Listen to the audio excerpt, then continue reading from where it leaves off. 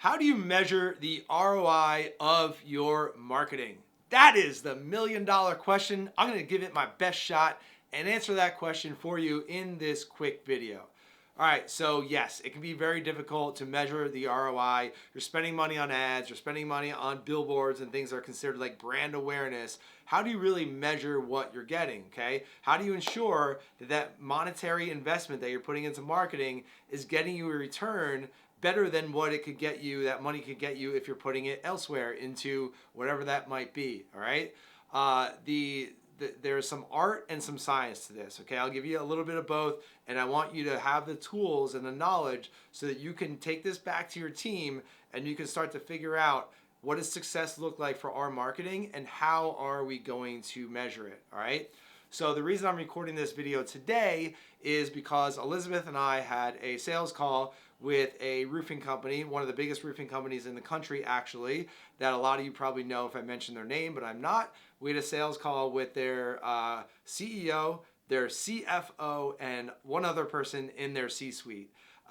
These guys are sharp and they grilled us with a lot of analytical questions, which is really good. You know, most people don't ask us those questions in sales calls, but they did, and we were able to give them some pretty good answers. And I wanted to share the answers with you because it helps you to figure out what should I expect from my marketing so that when we go down this path, I know if we're on the right path or if we're way off track, okay? So I know that, you know, a lot of you have invested in marketing in the past and you think you're on track for a little while, then you get off track and then you never kind of get back on track. And a lot of times it's not defined, like what are we actually after? And of course there's marketing agencies and other companies that promise you the world and never deliver. That's a whole other story. We've got other videos on that on our YouTube channel, okay?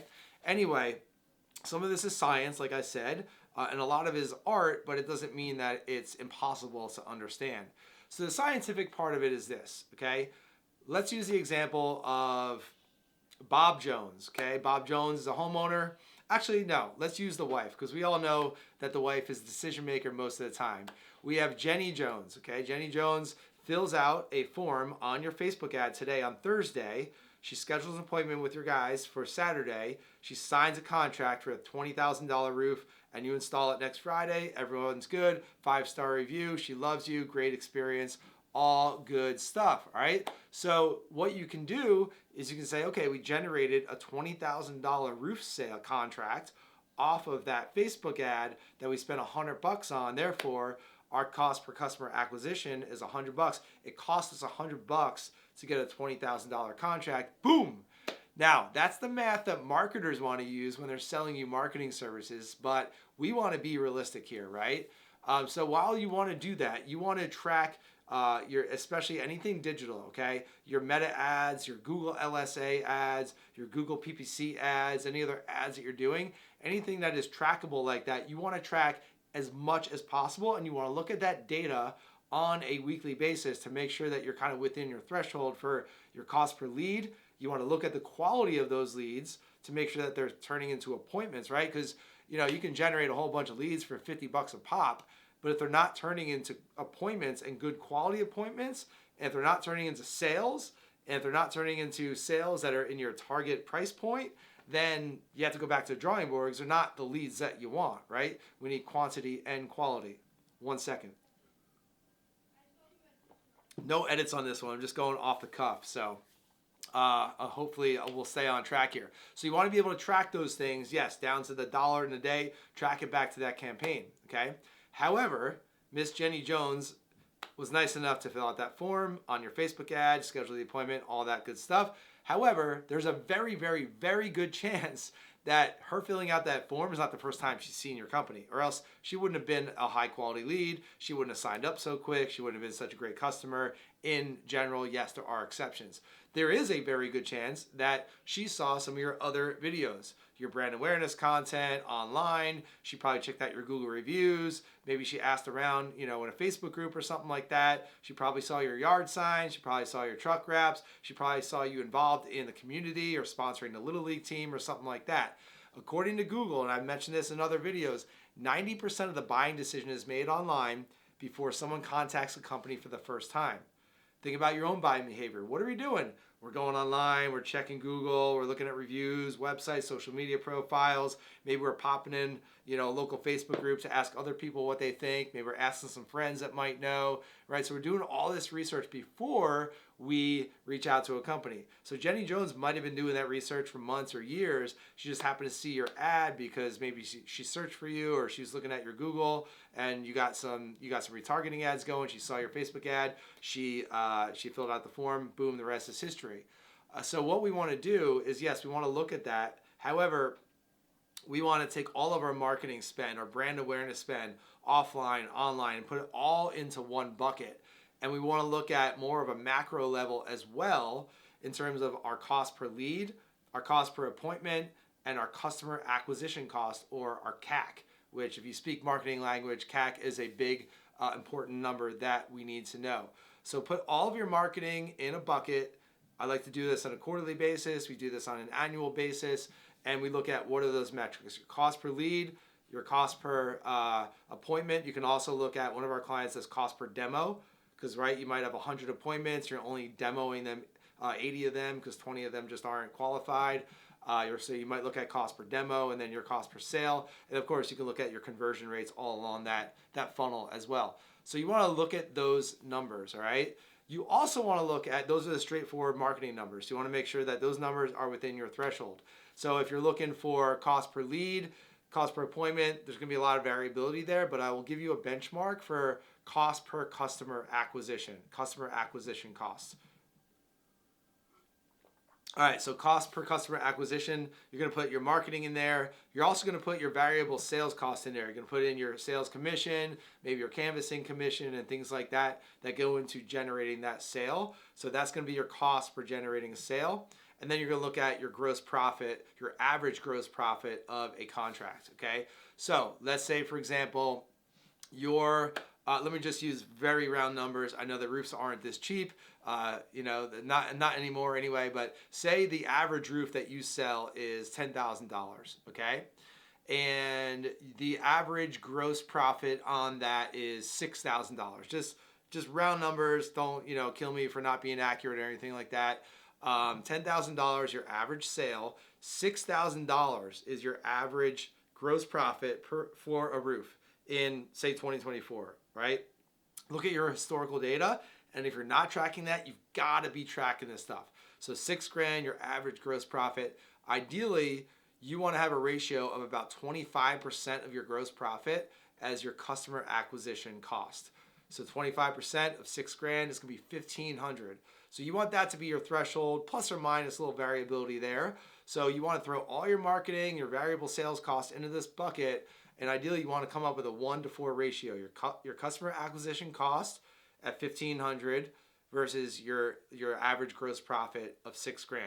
4-to-1 is kind of an average. You want to be anywhere from like 5-to-1 to 3-to-1, but somewhere in that range. So that is a good range to look at when you're looking at your return on investment for your marketing, okay? A couple of other things that you may not be considering when it comes to marketing, but marketing absolutely affects these things. In fact, marketing and brand building and local brand building, becoming a 5-mile famous company, is one of the things that can improve that CAC to gross profit ratio. So you're not spending quite as much to get those customers, and then you have more net profit at the end of the day. Awesome. We all love net profit, okay? So some of the other things that go into that are your close rate, okay? The better marketing you do, the better brand awareness you do, the more you do in the community, the more referrals you're asking for, the warmer leads you're getting, the higher your close rate is going to be. Fantastic, okay? Along with that, you should look at your average ticket, your average sale, right? The more marketing you do, the more brand awareness you do, the more you do in the community, the more reviews you get, your average ticket should be going up, okay? Not that you're looking to rip people off, but you should be able to raise your prices so they meet your profit margins. You should be able to get price shopped a little bit less because you have that brand, you have that trust. They're not shopping you around as much. They're not beating you up on price as much. You're not getting people who are looking for discounts because they appreciate the value that you bring to the table. You're not just like any other roofer in your market, all right? So you want to look at that customer acquisition cost. You also want to look at your close rate. You also want to look at your average ticket. Those are three big metrics that marketing really drives. So when you're looking at your marketing for this year, for 2025, or whenever it is that you're watching this video, those are three things that you want to be aware of. And so back to this story about this big roofing company that we talked to today, they're looking at investing in our marketing training program, where we'd be working with them for an entire year to train their in-house marketing team on how to do their marketing.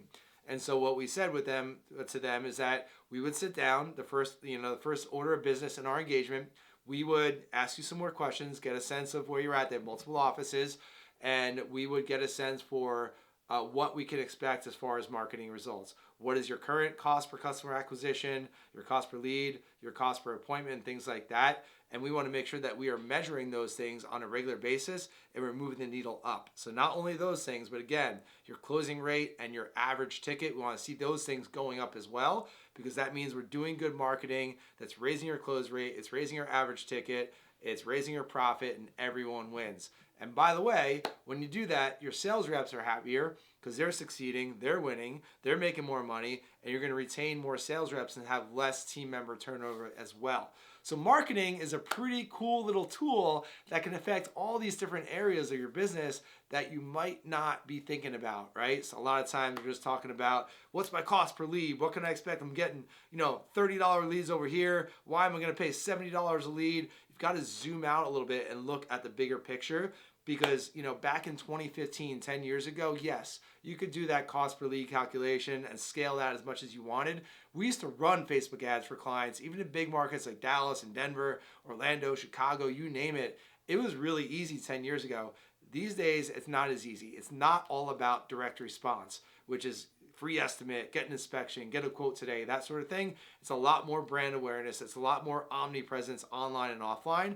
And that's why you have to put all of these marketing activities and expenses into a bucket and then make these calculations that I just talked about. All right.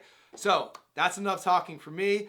I'm almost out of water here, which means I got to wrap up this video. I hope this made sense to you. I hope this got you thinking about your marketing and your business a little bit differently than maybe you have in the past. That's a big part of what I try to do in these videos, is kind of shift your mind in a positive way and positive and ethical way on how you can think more productively about your marketing and your business moving forward. So I hope you got a lot of value out of this. I would love to hear what you thought. Please drop a comment. I read all the comments, or our marketing team at least reads and responds to all the comments. We really appreciate your feedback. And if you'd like to learn more about Contractor Dynamics and our marketing training programs, where we can help you build and run your own marketing, and yes, track all this stuff on a regular basis and kind of be your team, be your marketing guides week in and week out. That's all we do. We would love the opportunity to talk with you about that. Just head on over to our website at contractordynamics.com. You can schedule a call to talk with our team there. We can give you some more details on our training programs and see if it's a good fit for you, okay? Either way, this video should equip you with some tools that you can use to transform and grow this year, all right? Let's get out there and crush some marketing this year.